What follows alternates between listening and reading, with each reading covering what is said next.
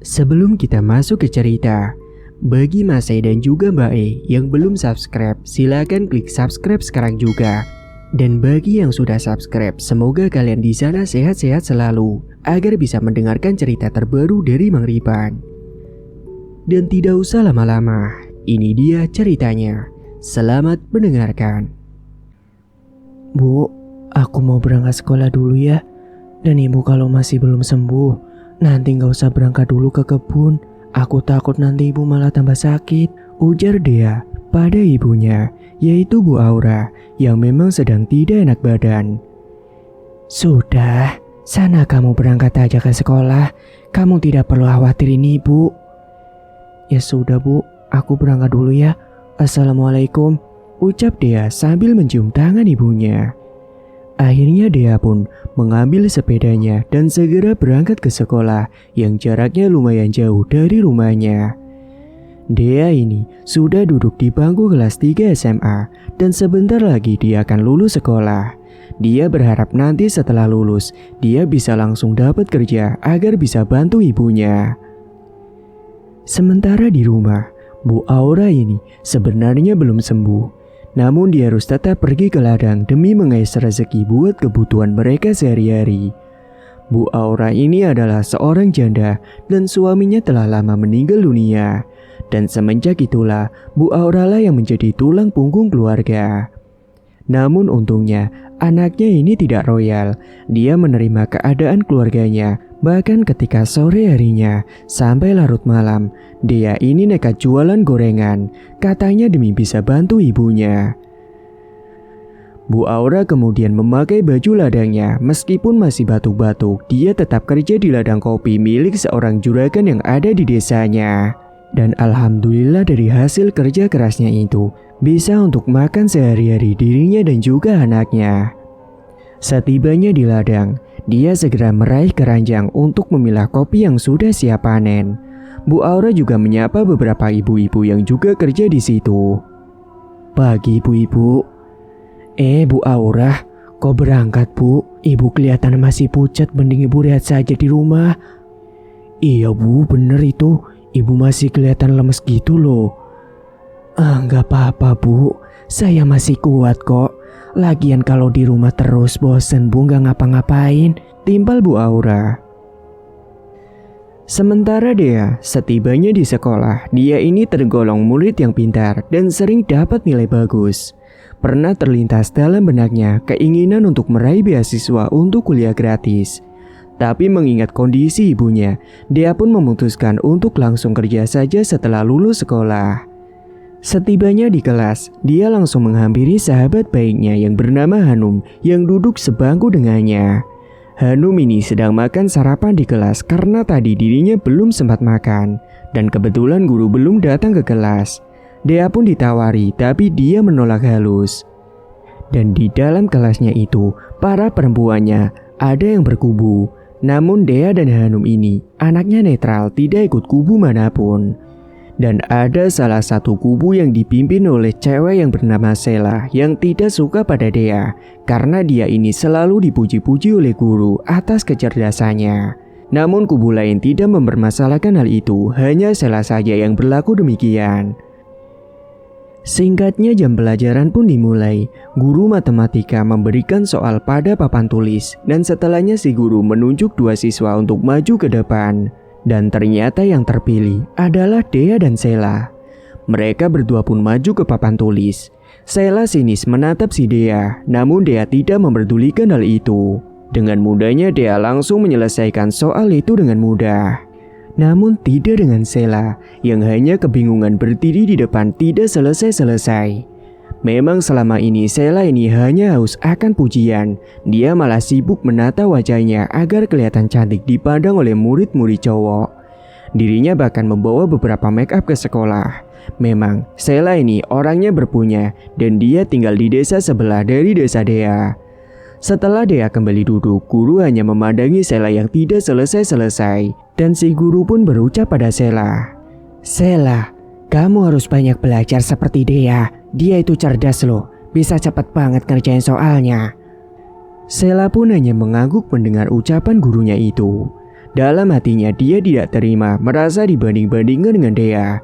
Dia merasa dipermalukan padahal sebenarnya niat si guru itu baik, yakni untuk meniru belajarnya si Dea yang benar-benar serius dalam bersekolah. Setelah selesai menuliskan jawabannya di papan tulis, Sheila pun kembali duduk ke belakang. Namun ternyata jawaban milik Sheila ini salah. Akhirnya tambah malulah dia. Dan dari bangkunya, Sheila menatap sinis ke arah Dea yang sedang bergurau dengan si Hanum. Dia berniat akan membalas Dea karena dia telah mempermalukan dirinya secara tidak langsung. Awas ya kamu Dea, akan kubalas ini semua karena kamu sudah mempermalukanku, gumamnya merasa kesal. Sementara di tempat lain, tepatnya di ladang, siangnya usai makan dan istirahat, para pekerja ladang pun kembali memilih kopi lagi. Siang itu cuacanya sangat panas sekali, menyengat di tubuh dan bahkan membuat pusing di ubun-ubun kepala. Bu Aura saat itu wajahnya semakin kelihatan pucat dan lesu sekali. Akan tetapi dia tetap memaksakan dirinya untuk melanjutkan pekerjaannya itu. Namun belum beberapa lama setelah istirahat, tiba-tiba Bu Aura ini mendadak lemas dan akhirnya dia pun jatuh pingsan. Sontak para ibu-ibu yang melihat pingsannya Bu Aura langsung berteriak kepada pria-pria yang juga kerja di situ. Segera si bapak-bapak pun datang dan segera mereka langsung membawa tubuh Bu Aura ke gubuk yang ada di ladang dan dibantu dengan ibu-ibu yang lainnya yang berusaha menyadarkan Bu Aura. Dan setelah Bu Aura tersadar, dia pun langsung diberikan minum. Juragan yang melihat itu untung baik hati, dia langsung menyuruh Bu Aura untuk lihat saja di rumah. Si juragan pun menghampiri. Bu Aura, ibu lebih baik pulang saja ya sekarang. Ibu istirahat dulu, tidak usah kerja dulu gak apa-apa. Yang penting jaga kesehatan dulu. Iya juragan, terima kasih banyak juragan. Ibu-ibu, tolong ini antarkan Bu Aura perwakilan ke rumah ya. Baik juragan, timbal ibu yang lainnya. Dan ini bu, buat ibu beli obat ya. Ucap si juragan sembari memberikan uang sedikit untuk Bu Aura. Wah, terima kasih banyak juragan. Iya bu, sama-sama, semoga cepat sembuh ya. Lalu Bu Aura pun diantar oleh salah satu pekerja di situ sampai ke rumahnya. Dan setelahnya Bu Aura memutuskan tidur istirahat. Dia akan menyuruh Dea nanti untuk beli obat setelah pulang sekolah. Sepulang sekolah, biasanya dia mampir dulu ke pasar yang dekat dengan sekolah untuk membeli sayuran buat bikin gorengan bakwan. Usai belanja, dia pun segera kembali ke rumah dan dia terkejut kala mendapati ibunya terbaring di kamar. Ya Allah, ibu kenapa? Ucap dia sambil menangis. Bu Aura pun terbangun dan cerita kalau dirinya tadi sempat pingsan waktu bekerja. Setelahnya Bu Aura pun nyuruh si Dea untuk belikan obat demam di apotik. Tuh kan bu, aku udah bilang sama ibu gak usah berangkat kerja dulu, ibu itu masih lemas. Sudah, gak apa-apa, sekarang kamu tolong belikan ibu obat demam di apotik ya nak, ini uangnya. Ya udah bu, ibu tungguin bentar ya. Bu Aura pun hanya mengangguk mendengar ucapan anaknya itu. Singkatnya usai dia kembali ke rumah dan membawa obat sekalian dia tadi beli nasi bungkus. Dea dan Bu Aura pun lalu makan bareng. Bu, kita makan bareng dulu ya, nanti setelahnya ibu minum obat. Iya nak. Beberapa saat setelah ibunya itu makan dan juga minum obat, dia pun langsung menyuruh ibunya untuk istirahat agar biar cepat sembuh. Oh iya bu, besok kalau misal badan ibu masih belum enak, gak usah pergi ke ladang dulu ya bu. Nanti biar aku izinin sama juragan. Kalau gitu, aku tinggal nyiapin gorengan dulu ya bu buat jualan. Bu Aura pun hanya menganggukkan kepala. Singkat waktu, usai gorengan telah matang, Dea langsung memasukkannya ke dalam baskom dan dia hendak berangkat menuju ke lapaknya yang ada di dekat pasar. Kala itu Bu Aura ternyata sudah bangun karena tidurnya hanya sebentar saja.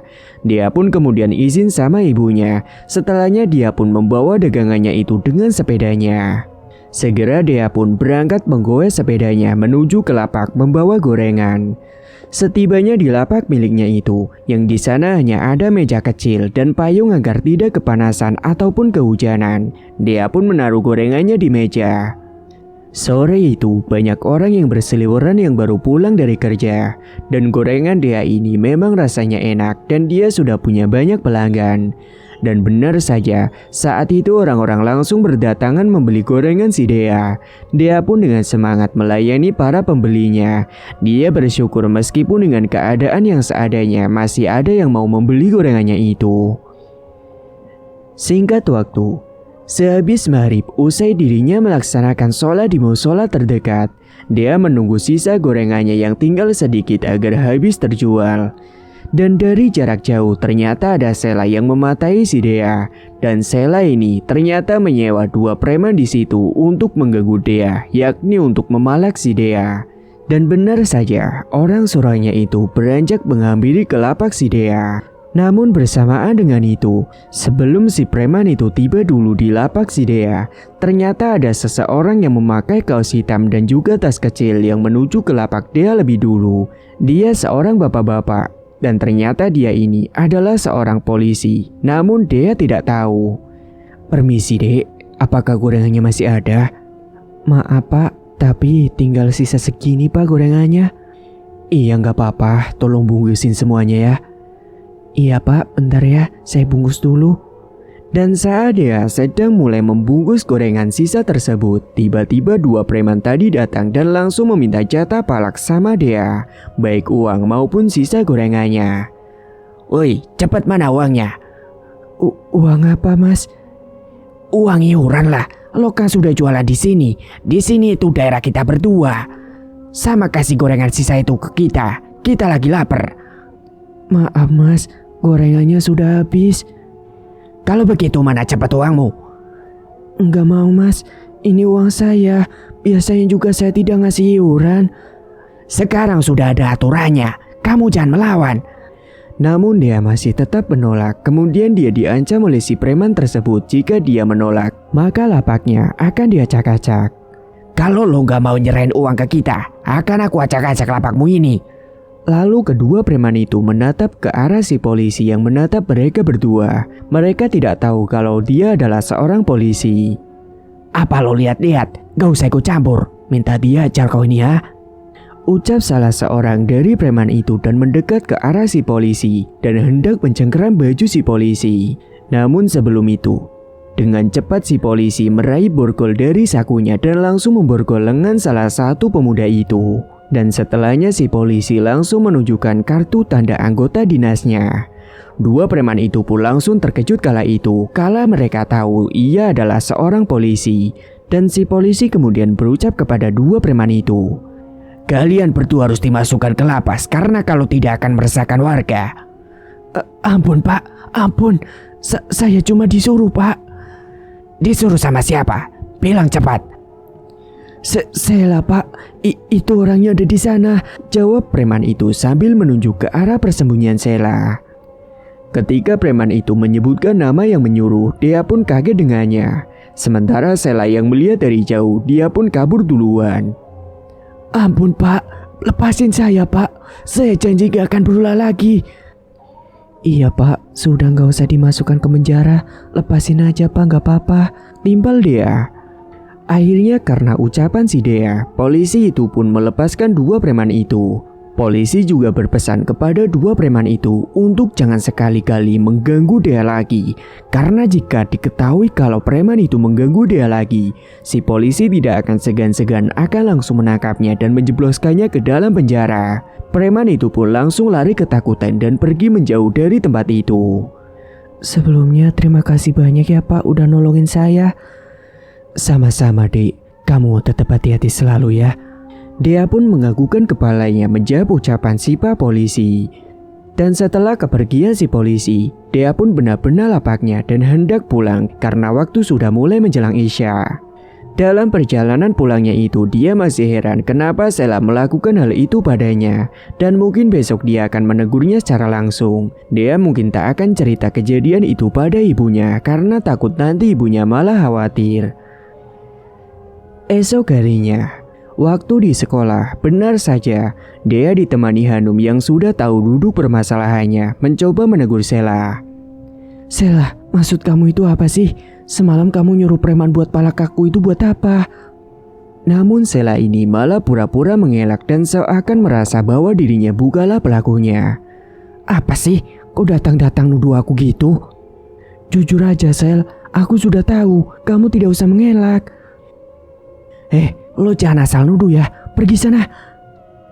Akhirnya Dea dan Hanum pun memilih untuk tidak meladeni Sheila. Mereka memilih untuk mengalah dan kemudian mengacukannya serta meninggalkan Sheila pergi begitu saja. Percakapan itu disaksikan oleh murid-murid yang lain dan di situ Sheila merasa dipermalukan. Sheila pun merasa diremehkan lagi oleh si Dea dan dia berencana berniat untuk membalas Dea lagi. Sialan, kurang ajar dia, mulai berani sekarang. Gumamnya sini sembari menatap kepergian si Dea dan juga si Hanum. Singkat waktu, malam harinya tiba-tiba Bu Aura ini batuk-batuk berdarah dan membuat Dea menjadi panik. Ya Allah Bu, kenapa batuk ibu parah seperti ini Bu? Dia pun yang panik segera berhambur ke dapur mengambilkan air putih hangat untuk ibunya. Beberapa saat kemudian dia pun kembali ke dalam kamar dan Bu Aura segera meminum air putih hangat itu. Perlahan batuknya itu sedikit mereda. Dia bingung mau membawa periksa berobat tapi dirinya itu belum punya cukup uang. Padahal saat itu Bu Aura sudah benar-benar lemas sekali. Namun dia masih tersenyum untuk membuat Dea tidak khawatir padanya.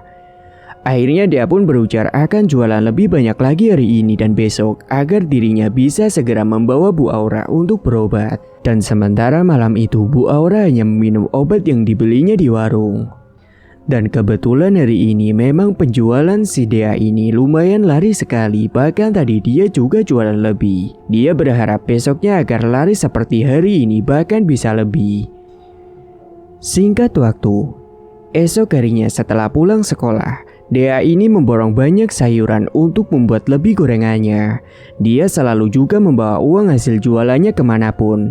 Namun saat perjalanan pulangnya di jalan yang sepi orang, tiba-tiba Dea ini dihadang oleh Sheila dan juga pacarnya, yaitu Farel, beserta dengan teman-teman pacarnya itu. Dan si Dea memang kenal dengan semua orang yang menghadangnya itu. Dan tanpa basa-basi, Farel dan kawan-kawannya langsung merebut belanjaan Dea dan menginjak-injaknya. Dea pun sontak berteriak untuk menghentikan tindakan mereka tersebut. Namun mereka tidak memperdulikan teriakan dan permohonan dari Dea.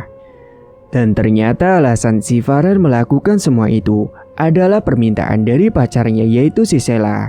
Bahkan kawan-kawannya Farel itu merebut tas milik Dea dan mengambil beberapa uang yang ada di dalam tasnya itu.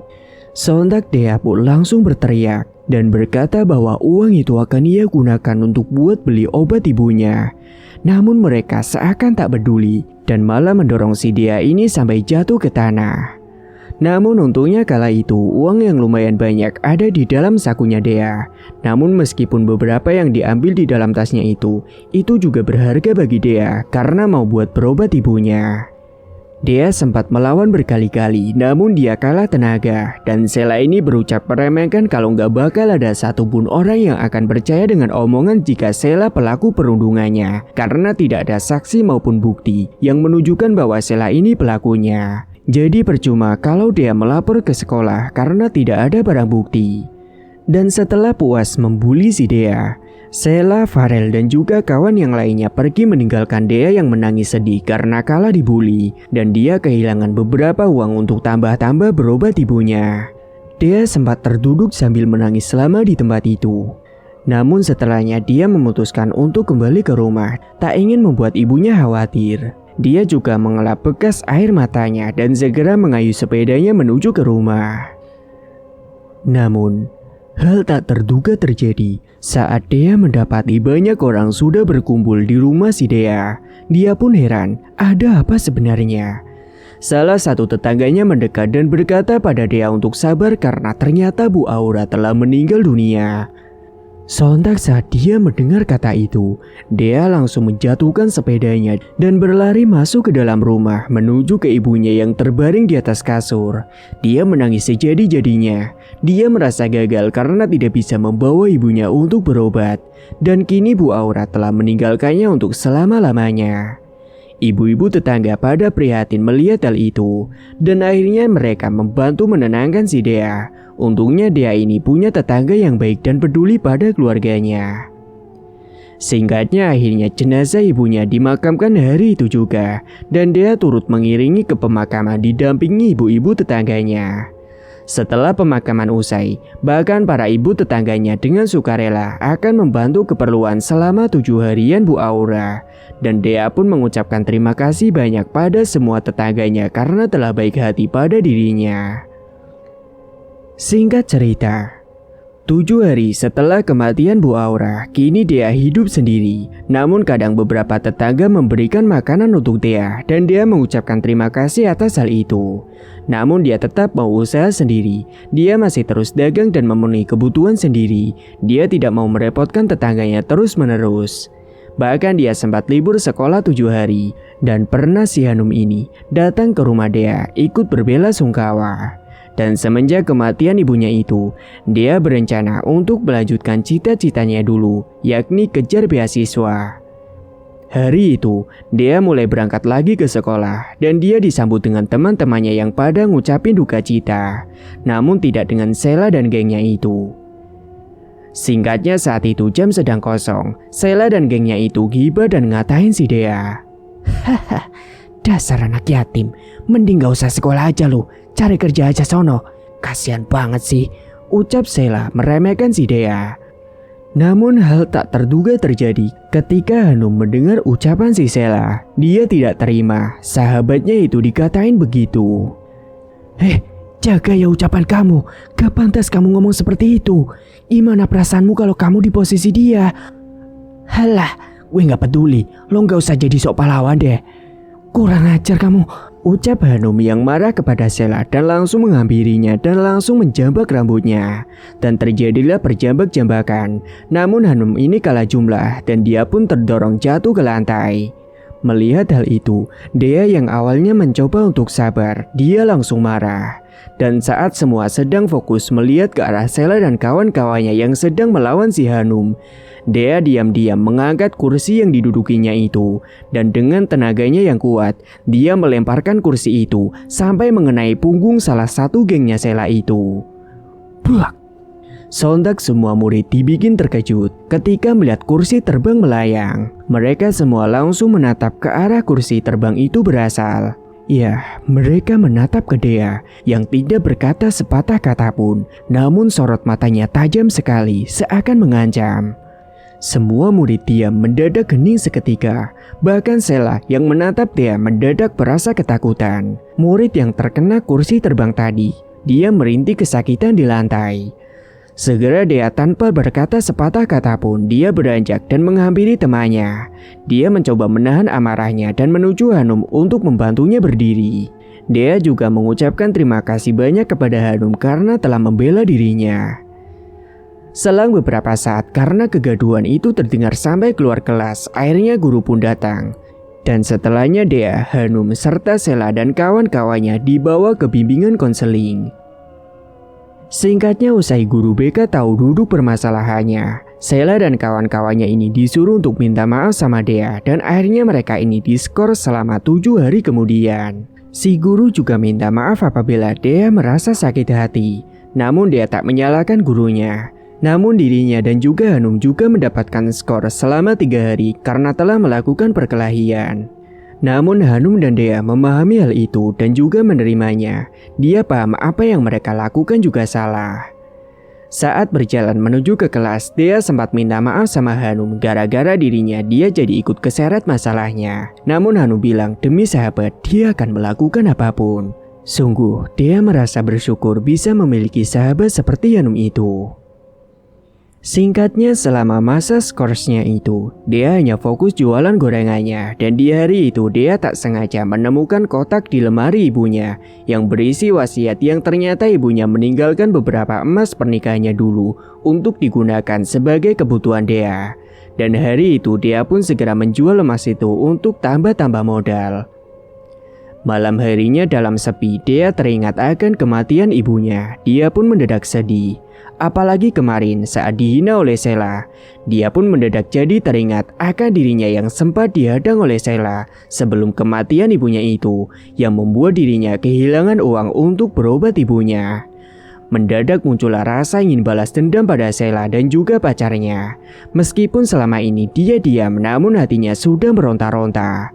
Dia akan membalas sekejam-kejamnya untuk Sheila dan Farel serta kawan-kawannya. Diam-diam dia sudah mengumpulkan foto mereka dan dia berencana untuk pergi mencari dukun dan menyantet mereka semua.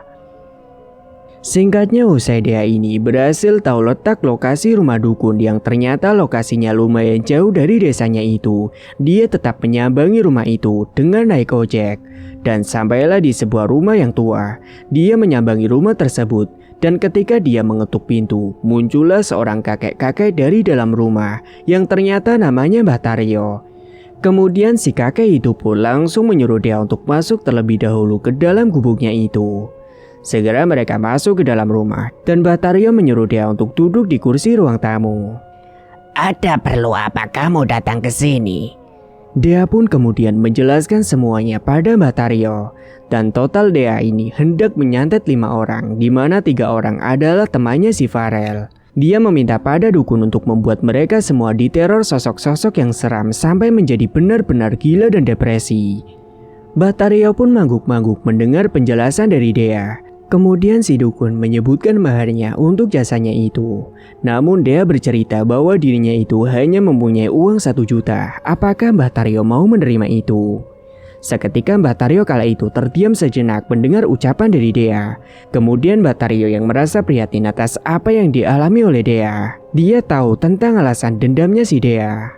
Akhirnya Mbah Taryo pun mengiyakan permintaan si Dea. Bahkan Mbah Taryo hanya meminta uang 500.000 saja. Dia pun mengucapkan terima kasih kepada Mbah Taryo. Kemudian mereka pun melakukan ritual dan Mbah Taryo meminta foto ke-5 bocah tadi. Kala itu, Dea mengekor di belakang tubuhnya Mbah Taryo dan mereka masuk ke dalam sebuah ruangan ritual. Dea yang baru pertama kali masuk ke dalam ruangan seperti itu langsung merinding takut. Namun dia mencoba memberanikan dirinya demi terbalaskan dendamnya tersebut. Di dalam ruangan itu sudah ada beberapa sesajen dan juga kemenyan yang sudah diletakkan di kendi yang terbuat dari tanah liat. Mereka pun duduk saling berhadapan. Di antara tengahnya mereka ada meja yang bertata rapi sajen dan juga kemenyan di situ. Setelahnya Mbah Taryo langsung mengambil foto yang tadi diberikan oleh Dea. Kemudian foto itu diasapkan di atas kemenyan sembari dirapalkan sebuah mantra yang entah Dea tidak tahu. Bahkan Mbah Taryo juga mengucapkan nama-nama dari setiap target yang akan disantet. Kelima foto itu kemudian dibakar sekalian di dalam kemenyan dan berubah menjadi abu. Beberapa saat muncullah sebuah angin yang berhembus masuk ke ruangan tersebut. Menurut Mbah Taryo, itu adalah ingonya yang datang menghampiri. Namun dia tidak melihat sosok tersebut. Dia hanya melihat Mbah Taryo sibuk berkomunikasi dengan sosok yang tidak nampak mata. Karena nantinya sosok-sosok suruhannya itulah yang akan mengganggu dan meneror si target yang telah disebutkan oleh Dea. Sesaat kemudian, Mbah Taryo mengambil tanah kuburan yang sudah disediakan di rumahnya. Setelahnya beliau mengambil segenggam tanah itu dan dimasukkan ke dalam kain mori putih yang sudah disiapkan juga. Tanah itu dimasukkan ke dalam kain mori kemudian diikat erat menggunakan sebuah tali. Mbah Taryo membuat bungkusan tanah kuburan itu berjumlah 5 buah karena nantinya tanah itu akan disebar di rumah-rumah target. Setelah semuanya sudah selesai, Mbah Taryo lalu memberikan ke-5 bungkusan tanah kuburan itu kepada Dea. Kamu bawa pulang ke-5 bungkusan ini dan nanti kamu kubur langsung di depan rumah orang-orang itu. Mendengar persyaratan itu membuat Dea sedikit keberatan karena dia takut ketahuan apalagi rumahnya itu ada di desa sebelah. Namun setelah dipikir-pikir akhirnya dia pun membulatkan tekadnya untuk melakukan hal itu. Dan dia langsung akan melakukan hal itu setelah pulang dari rumahnya Mbah Taryo. Singkat waktu, usai ritual selesai, Dea pamit beranjak untuk pulang. Malam itu juga dia segera pulang, namun dia tidak langsung pulang ke rumah karena dia harus melancarkan aksinya tersebut mendatangi rumah-rumah target yang akan disantainya itu. Beberapa saat kemudian, Dea pun akhirnya sampai juga di rumah target-targetnya itu. Saat itu dia naik ojek minta diantarkan, tapi untungnya si ojek ini tidak terlalu kepo dengan urusannya. Karena Dea menyuruh ojek itu menunggu di depan pos depan gang rumahnya si Sheila, Farel, bahkan kawan-kawannya.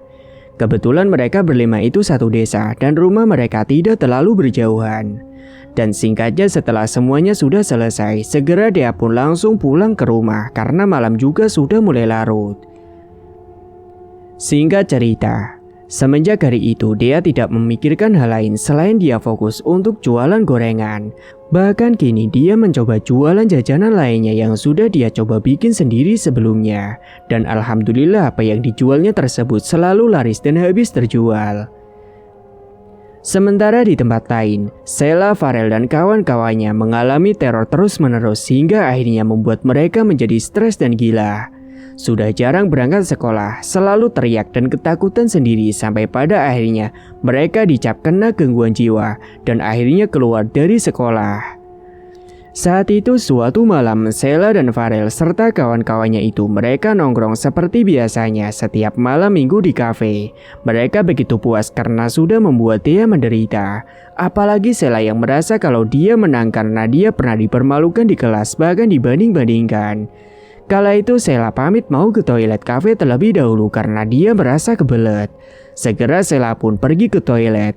Beberapa saat kemudian setelah Sheila di toilet, Sheila yang sedang buang air, tiba-tiba saja dia dikejutkan dengan suara yang memanggil namanya. Sontak dia pun langsung merinding dan segera menyelesaikan buang air kecilnya itu dan segera kembali ke tempat tongkrongannya. Setelah dia gabung duduk dengan mereka lagi, betapa terkejutnya mereka ketika melihat Sheila yang berlagak aneh. Namun Sheila hanya beralasan bahwa badannya sedang tidak enak. Akhirnya Farel dan Sheila mutusin untuk pulang duluan sedangkan kawannya masih berada di kafe. Sheila pulang dibonceng oleh si Farel. Di perjalanan mereka melewati jalanan yang sepi dan bahkan lewat di depan kuburan. Sontak merindinglah mereka. Kala itu segera Farel mempercepat laju motornya. Dan beberapa saat kemudian mereka pun akhirnya sampai juga di rumahnya si Sheila. Saat itu Farel langsung pulang tidak mampir dulu di rumahnya si Sheila. Setelah kepergian Farel, Sheila segera masuk ke dalam rumah dan beranjak ke kamarnya. Dia masih kepikiran suara tadi di toilet yang sempat memanggil namanya tapi tidak ada wujudnya.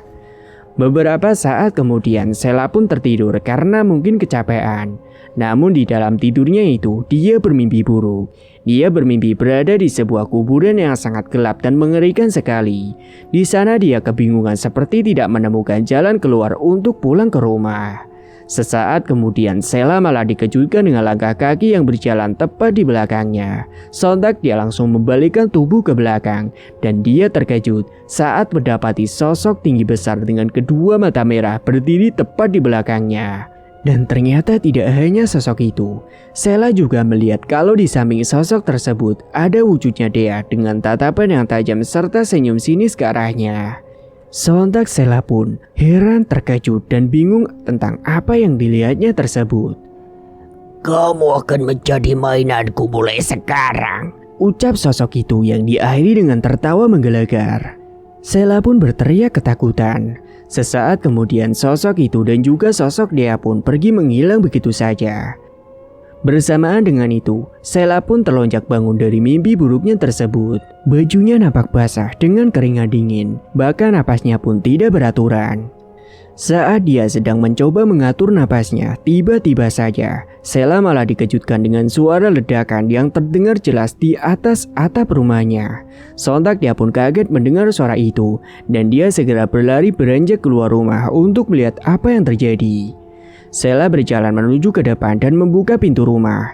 Dan dia terkejut, tepat di hadapannya itu ada sosok tinggi besar yang sama persis yang ada di dalam mimpinya. Sheila pun langsung tercengang dan dia pun terbujur kaku tubuhnya melihat sosok tersebut. Hingga pada akhirnya karena dia tidak kuat dan ketakutan karena sosok tersebut, dia pun terjatuh pingsan. Dia tersungkur di depan pintu rumahnya. Sementara di tempat lain, malam itu tepatnya di rumah si Farel yang belum tidur, dia sedang main game.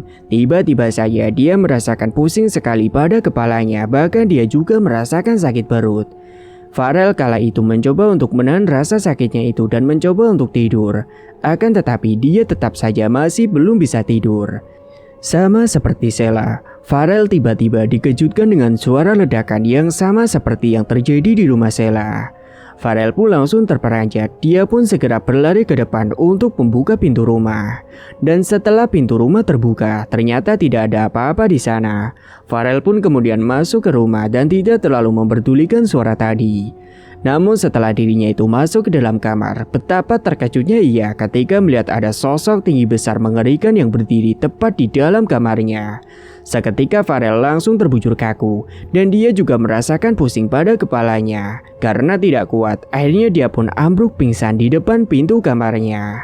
Begitu juga hal yang sama terjadi di rumah ketiga kawannya si Farel dan Sheila. Mereka mengalami kejadian yang sama persis dengan apa yang dialami oleh Sheila dan Farel.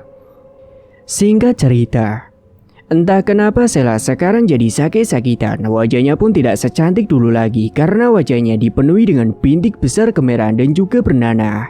Dia terus merasakan sakit dan ketakutan karena selalu diganggu dan diteror oleh sosok mengerikan tersebut. Dan tak hanya dirinya saja, ternyata di tempat lain, malam itu Farel yang sedang berada di depan teras rumah bersama dengan kawan-kawannya itu yang juga diteror. Hingga tengah malam mereka tongkrongan sambil gitaran dan juga ngopi di sana. Tiba-tiba mereka malah dikejutkan dengan suara wanita yang menangis. Dan bersamaan dengan itu, tiba-tiba angin kencang datang menghampiri mereka. Sontak mereka terkejut dan merinding ketakutan ketika mendengar ada suara wanita yang sangat dekat sekali dengan mereka. Akhirnya ketika kawannya itu memilih untuk pulang saja karena mereka takut.